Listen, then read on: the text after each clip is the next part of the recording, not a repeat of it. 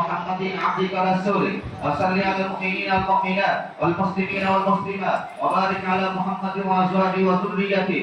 قال النبي صلى الله عليه وسلم: ارحم امتي بامه ابو بكر واشدهم في امر الله عمر واصدقهم حياء عثمان واقضاهم علي وفاطمه سيده نساء اهل الجنه والحسن والحسين سيد شباب اهل الجنه وحمزه اسد الله واسد رسوله رضوان الله عليهم اجمعين. اللهم اغفر للعباس وولده مغفرة ظاهرة وباطنة لا تغادر ذنبا.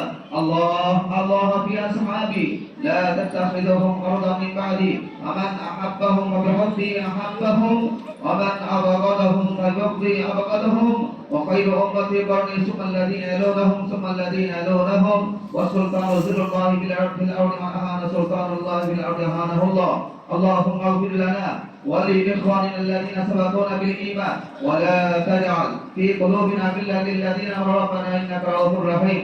ربنا لا تزغ قلوبنا بعد إذ هديتنا وهب لنا من لدنك رحمة إنك أنت الوهاب.